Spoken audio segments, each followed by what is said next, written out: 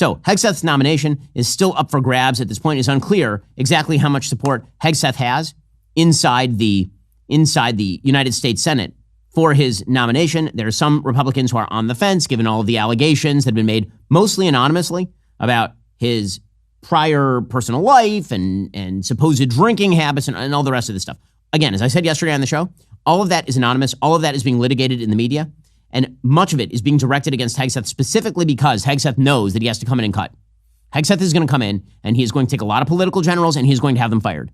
Hegseth is going to come in and he's going to completely redo how weapon systems are actually approved. Hegseth is going to come in and he is going to completely rejigger how recruitment is done to the United States military. The woke is gone. The DEI is gone. It's going to be about making America's Department of Defense the most lethal fighting machine on planet Earth, staffed up, retech, all of it. And that's a threat to a lot of people within the system because I haven't heard any substantiated allegations thus far that should be sinking his nomination. I think that Pete will make a fantastic Secretary of Defense. Here's Hegseth yesterday saying, listen, we're not going to try this one in the media.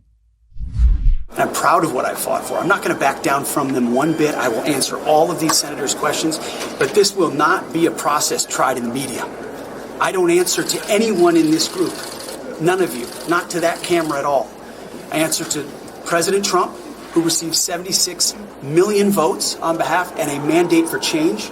I answer to the 100 senators who are part of this process and those in the committee. And I answer to my Lord and Savior and my wife and my family.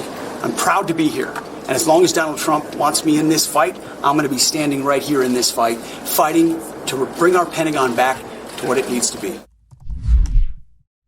Well, President Trump, for his part, put out a statement this morning on Truth Social saying Pete Hegseth is doing very well. His support is strong and deep, much more so than the fake news would have you believe. He was a great student, Princeton, Harvard educated with a military state of mind. He will be a fantastic, high-energy Secretary of Defense, one who leads with charisma and skill. Pete is a winner, and there's nothing that can be done to change that. So far, he still has Trump's support. Again, that seems perfectly appropriate at this point since the allegations are unsubstantiated and they are anonymous in nature. And the police report that, for example, was issued about his supposed possible rape of a woman at a conference in California, that police report tended to show the woman was telling a very sketchy story, shall we say. Now, again, there are some senators who are on the fence, but they seem to be leaning toward Hegseth. That includes Senator Kevin Cramer. Cramer, of course, is a representative from North Dakota. Here he was saying that, it's probable that he'll support him. I'm ready to be supportive of getting him to that point. I'm ready to get him in front of the committee. I did warn him. I said, not everybody on the committee is as friendly as I am, which I don't think surprised him. But I also said, there's nobody on the committee that doesn't earn our respect. And certainly there are people like Joni Ernst and Tammy Duckworth who earn more than I'll ever earn, given their history. So I was very favorably impressed, quite honestly. Yes. So I see no reason at this point to not be supportive of him. So that, of course, is exactly, I think, the appropriate response to Pete Hegseth. I'm still very hopeful that he gets confirmed. All right, in just 1 second, we'll get to the left's continued nonsense on trans. And the radicalism of the left on this issue is not going away, not anytime soon. This Christmas, as we celebrate the gift of life, you have an opportunity to share that same gift with a mother and her baby. Imagine a young woman facing an unplanned pregnancy, feeling alone, unsure what to do. She's searching for hope. That's where Preborn Ministries comes in. When Valeria found out she was pregnant, she was beyond terrified. She'd often dreamt of being a young mom, but as a Christian and single, she now felt overwhelmed by shame and was seriously considering abortion. Valeria began the search for an abortion. It was upon that search she called a nurse at Preborn Network Clinic, who walked her through her options, including the true reality of ending a baby's life with the abortion pill. When she heard that, she knew she couldn't end her child's life. Valeria chose life. She now has a beautiful baby girl. This Christmas, for just $28, you can help save a life. And thanks to a special matching grant, your gift is doubled. Just $28 provides 1 ultrasound, $140 sponsors 5. That means your $140 gift becomes $280, potentially helping 10 moms and their unborn kids. To donate, dial pound 250, say baby. That's pound 250 baby, or visit preborn.com/Ben. All gifts are tax deductible, and Preborn has a 4-star charity rating. Preborn.com/Ben. Meanwhile, the Democrats continue to be unable to divorce themselves from the radicals within their caucus. We talked about this a little bit earlier with regard to the murder of Brian Thompson.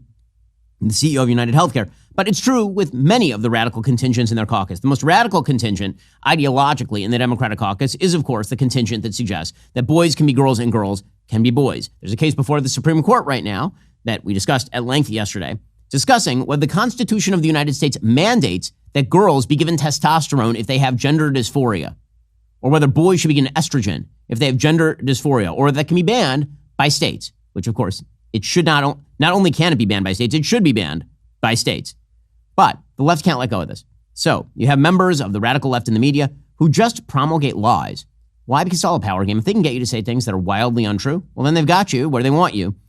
Yesterday, MSNBC's Joy Reid, in what can only be described as an Orwellian turn of logic, suggested that Tennessee banning giving cross-sex hormones to children was somehow akin to Nazi Germany, which is weird, because if you were talking about Mengele-like experiments on young children, that would be what transgender medicine is.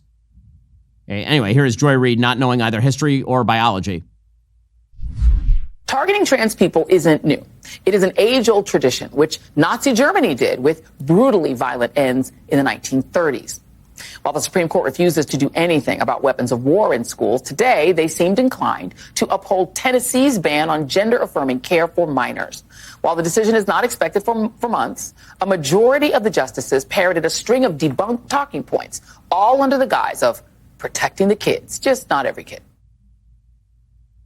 Ridiculous. These people are just ridiculous. By the way, gender-affirming care, I'm going to talk about Orwellian phrases. So let me just ask a question. If your genitals don't establish your gender, then why does cutting them off affirm your gender? It's a pretty simple question.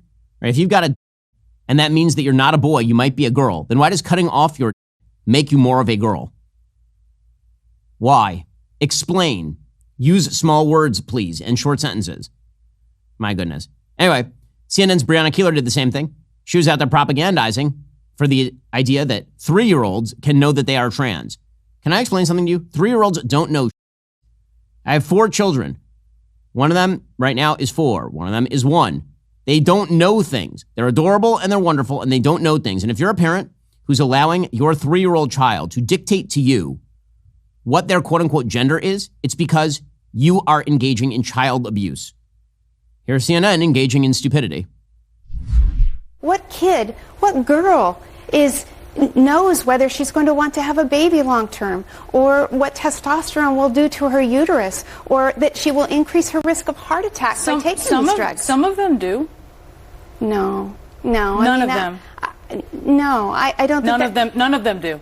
85%, what we know from the science, and again, it's about not putting ideology over evidence, and that's what's happening here. 85% of all kids that are able to grow through puberty, who say they're gender confused, over 85% of those kids live at peace with their bodies and consistent with their sex.